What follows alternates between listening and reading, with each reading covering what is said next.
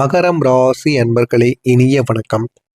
மகரம் ராசி அன்பர்களே, உங்களுடைய வாழ்க்கையில இருக்கக்கூடிய உத்திராடம் நட்சத்திரமாக இருக்கட்டும், திருவோணமாக இருக்கட்டும், அதே போல அவிட்டமாக இருக்கட்டும், இந்த 3 நட்சத்திரம் நபர்கள் வாழ்க்கையில இதுவரைக்கும் ஏற்பட்ட பிரச்சனைகள், அதுவும் போன மாதத்தில் உருவான பிரச்சனைகள் என்பது சாதாரணமான ஒரு பிரச்சனைகளாக இருக்காதுங்க.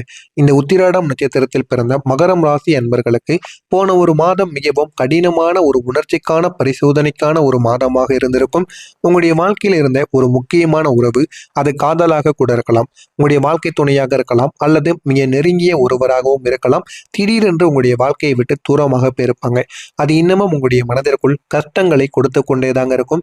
ஆனா அந்த ஒரு பிரிவானது உங்களுடைய வாழ்க்கைக்குள்ளே ஏற்படும் என்று நீங்கள் நினைத்தே பார்த்திருக்க மாட்டீங்க. அந்த ஒரு பிரிவு ஏற்பட்டவுடன் உங்களுடைய மனதிற்குள் அவ்வளவு கவலைகளானது நிச்சயமாக ஏற்பட்டிருக்கும். ஆமாவா இல்லையா என்பதை கமாண்ட் வழியாக கூறுங்கள். இந்த ஒரு பிரிவு சண்டையோ சத்தமோ இல்லாமல் மௌனமாக நடந்திருக்கும். ஏதாவது மனதிற்குள்ள ஏதாவது ஒரு விஷயங்களை நினைத்து கொண்டு நீங்கள் செய்யாத தவறுகளை அவர்கள் நீங்கள் தான் செய்தீர்கள் என்று நினைத்து வைத்து இவங்களிடம் பேசினால் சண்டைகள் தான் ஏற்படும் என்பதனாலேயே உங்களுடைய மனது கஷ்டப்படக்கூடாது என்பதற்காக சில உறவுகள் உங்களுடைய வாழ்க்கையை விட்டு அப்படியே போயிருப்பாங்கங்க.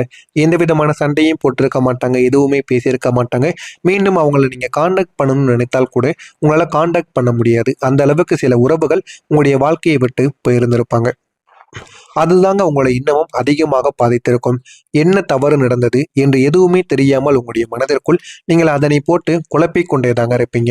நீங்களும் எத்தனையோ முயற்சிகள் எடுத்திருப்பீங்க பேசுவதற்கு, இருந்தாலும் உங்களால் பேச முடியாத ஒரு சூழ்நிலையானது நிச்சயமாக ஏற்பட்டிருக்கும். இது நடந்திருக்கா இல்லையா என்பதை உத்திராடம் நட்சத்திரத்தில் இருக்கின்ற நபர்கள் நிச்சயமாக கூறவும். அடுத்ததாக திருவோணம் நட்சத்திரத்தில் பிறந்தவர்கள். இந்த திருவோணம் நட்சத்திரத்தில் பிறந்தவர்கள் நம்பிக்கை வைத்த உறவில் நிஜத்தில் உடைந்த ஒரு தருணமாக இருக்கும். திருவோணம் நட்சத்திரம் நபர்களை அனைவருக்கும் இனிய வணக்கம். இந்த ஒரு பிரிவு உங்களுடைய வாழ்க்கையில ஒரு துரோகம் போல நிச்சயமாக தெரிந்திருக்கும். நீங்கள் அந்த ஒரு உறவை மிகவும் எந்த அளவுக்கு முக்கியமாக எடுத்தீர்கள் என்பது உங்களுக்கு மட்டும்தாங்க தெரியும். அந்த ஒரு நபரை நீங்கள் எப்பொழுதுமே உங்களுடைய எதிர்காலத்தில் ஒரு நபராகத்தாங்க பார்த்து கொண்டு இருந்தீங்க. ஆனா ஒரு காலகட்டத்தில் அந்த ஒரு நபர் உங்களை விட்டு புரிந்து கொள்ளாம நீங்க பேசியதை அவர்கள் தவறாக நினைத்து கொண்டு, நீங்கள் நடந்து கொண்டதையோ எப்படியோ அவர்கள் அதனை தவறாக நினைத்து கொண்டு உங்களுடைய வாழ்க்கையை விட்டு அந்த ஒரு நபர் போயிருப்பார். அது இன்னமும் உங்களுடைய மனதிற்குள் கஷ்டத்திற்கு மேல கஷ்டங்களை உங்களுக்குள்ள கொடுத்து இன்னமும் உங்களுக்கு பிரச்சனைக்கு மேல பிரச்சனைகளை உங்களுக்குள்ள உருவாக்கி கொண்டேதாங்க இருக்கும். அந்த நபர் உங்களை புரிந்து கொள்ளாமல் உங்களுடைய ஃபீலிங்ஸையும் அவர்கள் என்னவென்று கேட்காமல் ஏன் போனார்கள், எதனால போனார்கள் என்று எந்த விதமான முடிவுகளையும் சொல்லாமல் போயிருப்பாங்க. அதுதான் இன்னமும் உங்களுடைய மனதிற்குள் கஷ்டத்திற்கு மேல கஷ்டங்களை உருவாக்கி கொண்டே இருக்கும். இந்த டிஸ்டன்ஸ் தாங்க உங்களுடைய வாழ்க்கையில இருக்கலாம். இது உங்களுடைய மனதை உடைத்திருக்கும். இந்த ஒரு நேரத்தில் நீங்கள் அதிர்ச்சியும் அடைந்திருப்பீங்க. இதுதான் எனக்கு ஆதரவா என்று நீங்கள் நினைத்தவர்கள், இத்தனை நாட்கள் எனக்கு ஆதரவாக இருந்தவர்களை என்னை விட்டு இப்படி போவார்களா என்று எல்லா விதமான கேள்விகளுக்கும் இந்த ஒரு நேரத்தில் பதிலானது கிடைக்காமல் உங்களுடைய மனதிற்குள் நீங்களே பல கவலைகளை உருவாக்கி கொள்வீங்க. இதுவும் உங்களுடைய மனதிற்குள் போன மாதத்தில் நிச்சயமாக நடந்திருக்கும். அடுத்ததாக அவிட்டம் நட்சத்திரத்தில் பிறந்தவர்களை இனிய வணக்கம். பொறுப்புகளும் பிரிவும் உங்களுக்கு சேர்ந்து வந்த ஒரு சுமையாக இருக்கும். அவிட்டம் நட்சத்திரத்தில் பிறந்த மகரம் ராசிக்காரங்களுக்கு இந்த ஒரு பிரிவு உங்களுடைய வாழ்க்கையில உணர்ச்சிகரமாக மட்டும் இருக்காதுங்க. உங்களுடைய வாழ்க்கையில சில விஷயங்களை கற்றுக் கொடுத்து சில விஷயங்களால் உங்களுக்கு பாதிப்பையும் ஏற்படுத்தி கொடுத்த ஒரு விஷயமாகத்தாங்க உங்களுடைய வாழ்க்கைக்குள்ள நிச்சயமாக இருக்கவும் செய்யும். நீங்கள் ஏற்கனவே ஆரம்பத்திலேயே உங்களுடைய வாழ்க்கையில பல பொறுப்புகளை நீங்க ஹேண்டில் பண்ண வேண்டிய சில சூழ்நிலைகள் உங்களுக்குள்ள இருந்திருக்கும். அதிலும் இந்த ஒரு நேரத்தில் உங்களுடைய உறவுகளுக்குள் ஒரு பிரிவானது நடந்திருக்கும்.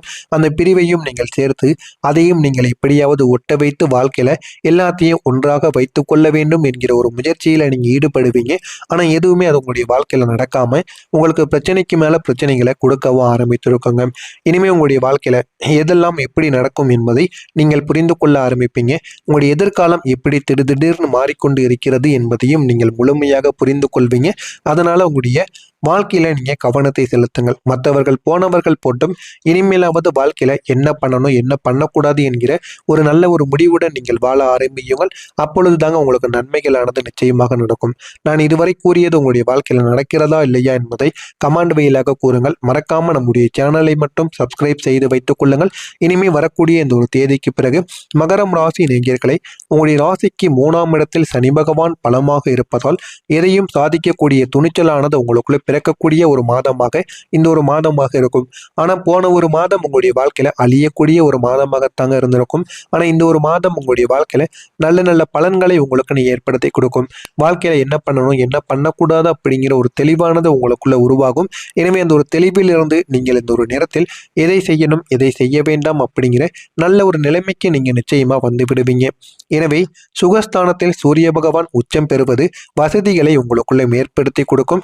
அதனால சூரிய பகவானே நீங்கள் காலையில் தினசரி எழுந்ததும் தினசரி வாரத்தில் ஒரு முறையாவது இல்லை என்றால் மாதத்தில் ஒரு முறையாவது தினசரியும் இதனை நீங்கள் செய்தும் வரலாம். சூரிய பகவானுக்கு காலையில எழுந்து குளித்து விட்டு இல்லை என்றால் மூஞ்சி பல்லுகளை மட்டும் துலக்கி விட்டு சூரிய பகவானுக்கு சூரிய நமஸ்காரம் காலையிலே நீங்கள் செய்து விட்டீர்கள் என்றால் போதுமான அளவுக்கு உங்களுக்கு வெற்றியானது நிச்சயமாக கிடைக்கும்.